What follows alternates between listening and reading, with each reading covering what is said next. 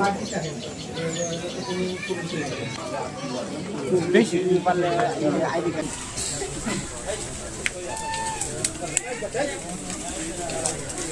সকালবেলা আমি যখন ঘুম থেকে উঠলাম, তখন আমাদের এলাকার অনেক মানুষ হাঁটাহাঁটি করে এদিকে আসতেছে, বলতেছে এখানে নাকি একজন মহিলা মারা গেছে। তো ওনার লাশটা নাকি আপনার পাওয়া গেছে একজন পুকুরের মধ্যে ডুবে আছে।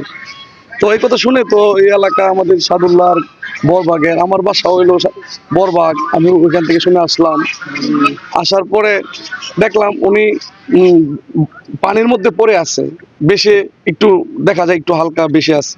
আমরা এলাকা আমি অনেকে চিনি না, অনেকেই দেখছে এই এলাকা, আমাদের বিভিন্ন এলাকা থেকে আসছে, সবাই আইসা দেখছে, আমাদের প্রতিনিধিরা আসছে, অনেকে আসছে, আইসা দেখছে, কেউ চিনে না ওনাকে। উনি হয়তো অন্য এলাকা হইতে পারে, এরকম হবে। মহিলা মানে এক সাইড পানির নিচে আর একটু শুধু কান আর হাতগুলো দেখা যেতেছে। তারপরে স্থানীয় যারা ছিল তারা অনেকেই, যে আমাদের গ্রাম পুলিশ আছে ভাই, উনি আসছে, আসার পরে এই থানায় খবর দিছে, খবর দেওয়ার পরে পুলিশ আসছে। এখন এটা তদন্ত করা হোক এবং আমরা এটা সুষ্ঠু একটা বিচার চাই। যদি এটা খুন হয়ে থাকে তাহলে আমরা সুষ্ঠু একটা বিচার চাই। শেষে তো পরিচয়হীন, আমাদের এলাকার চারপাশে এলাকারও কেউ চিনে না তাকে। আমরা এটার সুষ্ঠু বিচার চাই।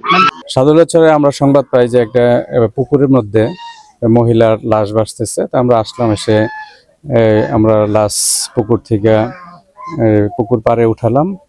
উঠিয়ে দেখা গেছে আমাদের নারী পুলিশের সহায়তায় লাশের সুরতাল প্রস্তুত করা হয়। সেই সাথে লাশের পরিচয় শনাক্তের জন্য চেষ্টা করা হয়, কিন্তু অত্র এলাকার কোনো লোকজন তাকে চিনে না। আমাদের পিবিআই টিম আসছে, ফিঙ্গারপ্রিন্ট এক্সপার্ট, তারাও ফিঙ্গারপ্রিন্ট নিয়ে ম্যাচ করার চেষ্টা করছে, কিন্তু তার কোনো ফিঙ্গারপ্রিন্ট ম্যাচ করে না, তার মানে কোনো এনআইডি সম্ভবত নাই। তো স্থানীয় কিছু লোকের মাধ্যমে জানা যায় সে এলাকার মধ্যে দীর্ঘদিন যাবৎ ঘুরে, যে পাগল বলে মনে হচ্ছে। তো আমরা তারপর পরিচয় শনাক্তের জন্য চেষ্টা করতেছি, লাশ সুরতাল করে পোস্টমর্টমের জন্য মর্গে প্রেরণ করা।